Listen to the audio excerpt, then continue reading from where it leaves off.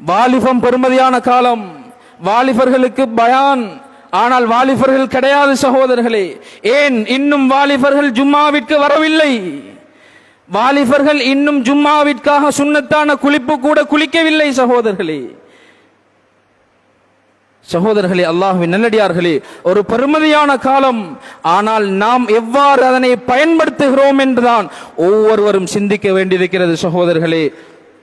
ஸல்லல்லாஹு அலைஹி வஸல்லம் சொன்னார்கள், அல்லாஹு தஆலா ஒரு மனிதனை பார்த்து, ஒரு வாலிபனை பார்த்து அல்லாஹ் ஆச்சரியப்படுகிறான்.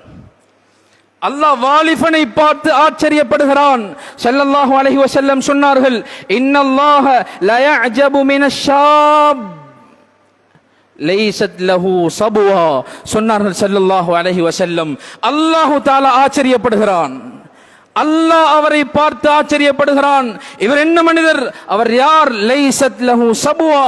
அவர் வாலிபர், ஆனால் அவரிடம் வாலிபத்தினுடைய மனத்தனம் கிடையாது சகோதரர்களே. வாலிபத்தினுடைய தூண்டுதல் கிடையாது. பாவத்தின் பக்கம் மீள்கிறாரா? பாவத்தின் பக்கம் ஒரு அழைப்பு வருகிறதா? ஆனால் அவருடைய ஈமான் தடுக்கிறது.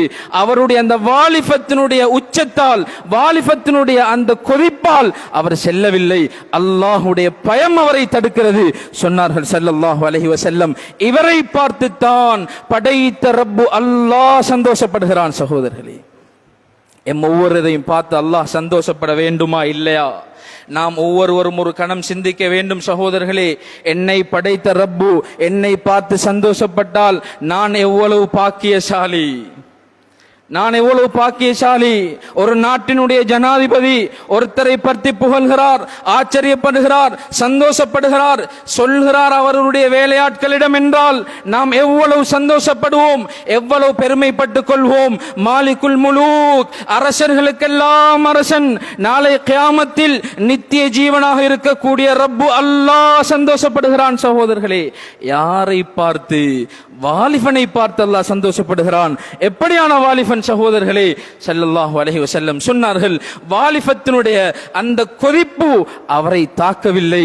அவரை அந்த வாலிபத்தினுடைய அந்த கொதிப்பு அவரிடம் அவர் ஈடுபடவில்லை என்றால் அவரை பார்த்து அல்லாஹ் ஆச்சரியப்படுகிறான். சகோதரர்களே, நாளை கியாமத்தில் அல்லாஹு தஆலா சுவர்க்கத்திற்கு மனிதர்களை அனுப்பும் போது சொன்னார்கள் ஸல்லல்லாஹு அலைஹி வஸல்லம், அந்த மனிதர்களும் வாலிப வயதில் தான் சொர்க்கத்திற்கு போவார்கள். உலகத்தில் 70 வயதில் வஃபாத்தாகிறார், 80 வயதில் மரணிக்கிறார், 90 வயதில் மரணிக்கிறார். சகோதரர்களே, அவரையும் அல்லாஹு தஆலா வாலிபனுடைய வயதை கொடுத்து தான் அனுப்புகிறான்.